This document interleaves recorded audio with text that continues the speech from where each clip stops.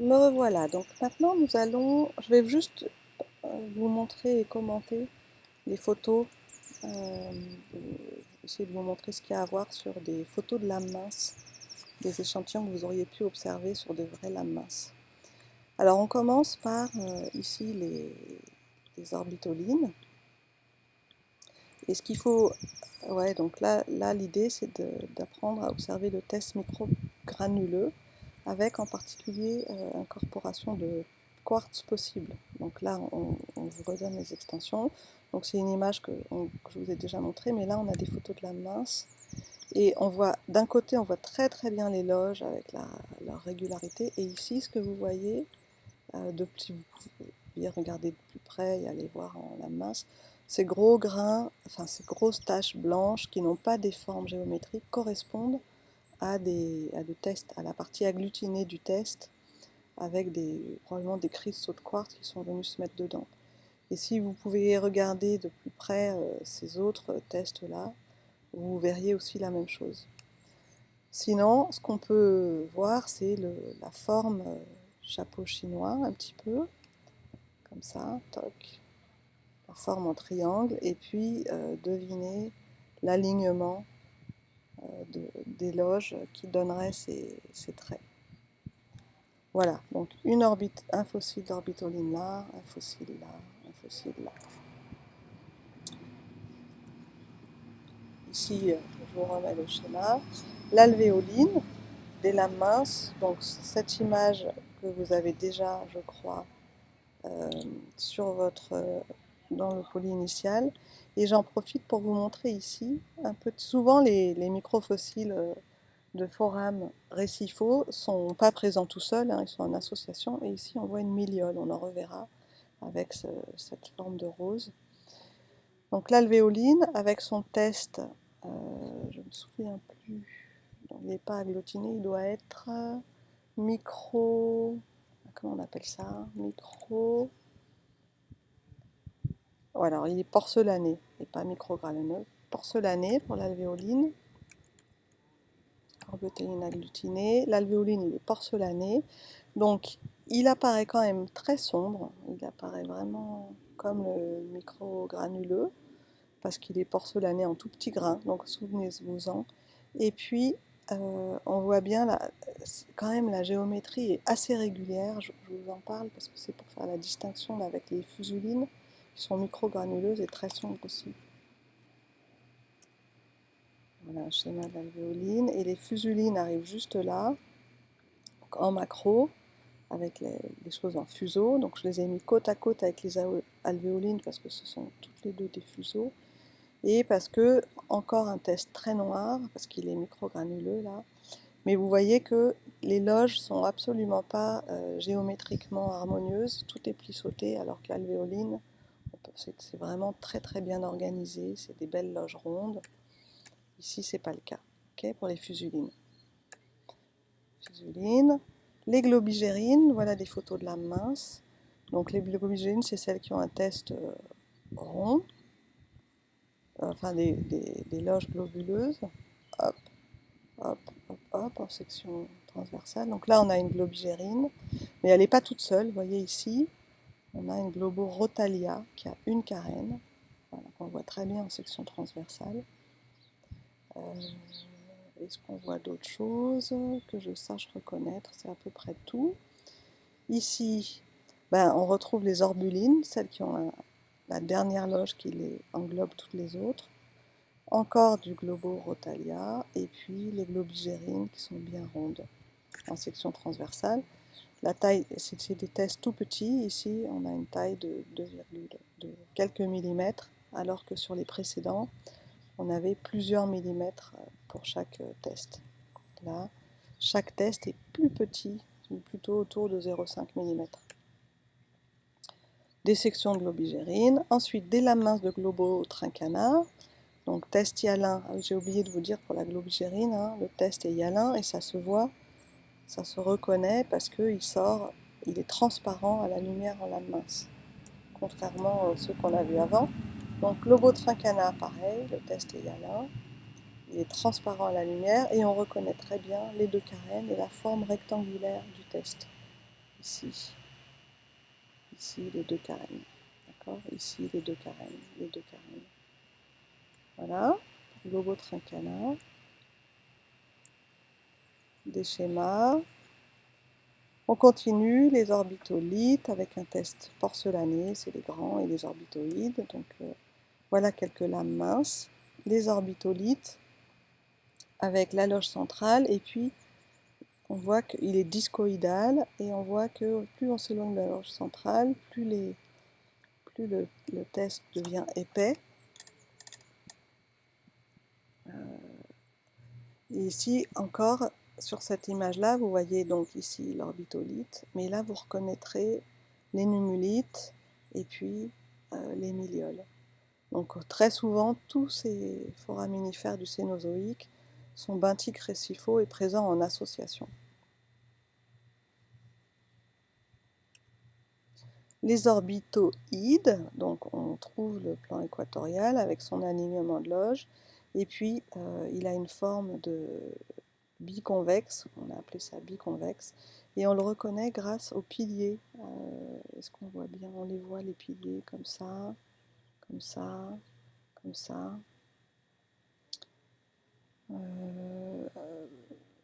Voilà ce qu'il y a à voir. Encore des orbitoïdes avec l'alignement de loge centrale et puis les piliers. Ici, un alignement de loge centrale, les piliers, et ici, on passe par la loge embryonnaire ou qu'on appelle le proloculus. Les millioles, donc un test porcelané, il me semble, mais peut-être assez fin. Et donc vous voyez ce que moi j'appelle du pétale de rose. J'ai l'impression que c'est comme si on avait une rose, un bouton de rose. Voilà, la taille est assez petite. Et puis ici, on a une association avec tout ça, tout ça, tout ça. C'est des millioles.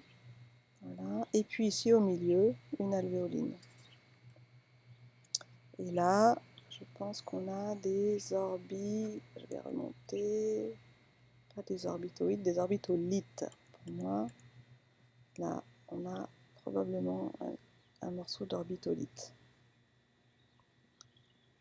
Là aussi. Les nummulites, donc là, la photo d'un échantillon en macro, où on voit, ce serait une pierre à liard. Ça faisait probablement 1 centimètre.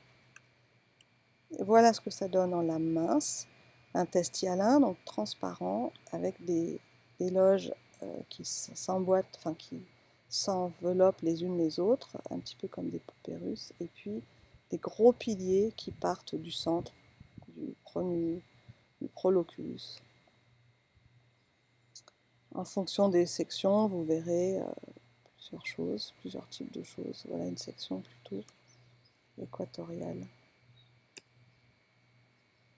Donc là, c'est un type de roche, le lutétien des Corbières, avec ses assemblages.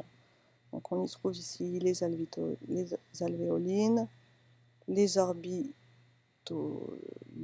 il me semble, oui c'est ça. Ça c'est de la nummulite, alors c'est pas une très belle section, mais on le reconnaît. Une autre nummulite, une autre nummulite, une autre nummulite, et puis il semblerait qu'on puisse y voir des mélioles, mais comme ça, j'en vois pas. Ouais, j'en vois pas. Vous en verriez sur les lames minces que vous aurez mis à disposition.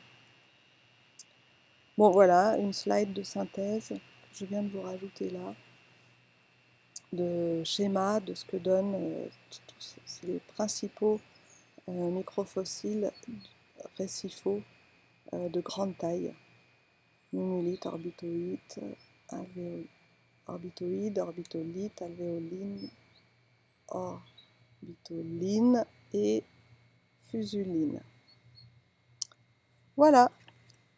Ah ben non, c'est pas fini. Donc, une autre photographie, ça doit être la dernière, non, c'est pas la dernière, donc une autre photographie qui vous montre un assemblage encore avec beaucoup d'alvéolines, il y en a plein partout.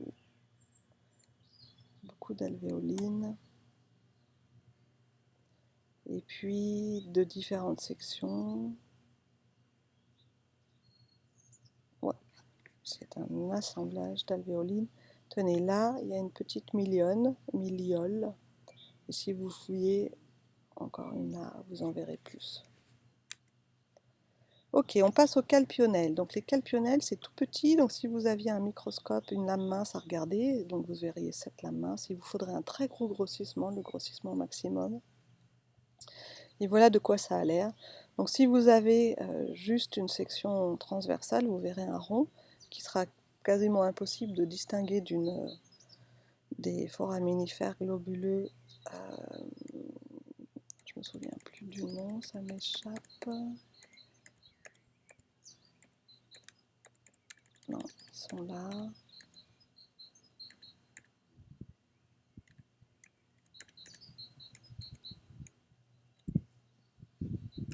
Les ronds. Voilà ceux-là, les orbulines. Voilà. Donc, si vous avez une section transversale dans les calpionnelles, vous ne pouvez pas le distinguer d'une orbuline. Mais par contre, si vous avez en même temps des sections le long de l'axe qui vous montrent l'ouverture et la forme de vase, vous savez que vous êtes dans les calpionnelles. Voilà comment on les reconnaît. Bon, les coccolithes, j'aurais rien pu vous montrer de plus que ce qu'il y a dans le TP d'intro. On n'a pas la possibilité de les observer. Il faudrait un MEB, c'est trop petit. Mais je vous ai mis un peu de contenu. Voilà. Les ostracodes, j'ai rien de plus à vous montrer que ce que vous auriez vu, les acryptarches, tout ça, non, rien de plus. Là, je vous ai rajouté des infos sur les spores et pollens pour vous montrer à quel point ça peut ressembler aux acryptarches. Les diatomées, je n'ai pas de photos, mais on aurait pu vous montrer des choses, les radiolaires. Voilà, les radiolaires, ici, c'est une photo MEB qui vous montre plein d'autres formes de radiolaires. Ça, c'est un radiolaire. Ça, c'est un radiolaire. Et puis, ça, c'est de la diatomée. Et ça c'est plutôt des globigérines. Ça, c'est probablement de l'orbitolite. Donc voilà, un mélange de microfossiles observés au MEB qui vous montre des formes de radiolaires différentes, pas que les ronds. Ceci, et puis de la diatomée. Et voilà, c'est fini pour cette petite présentation qui vous montre des photos de la mince et qui vous permet peut-être de compenser l'absence de pratique d'observation de ces lames minces en TP.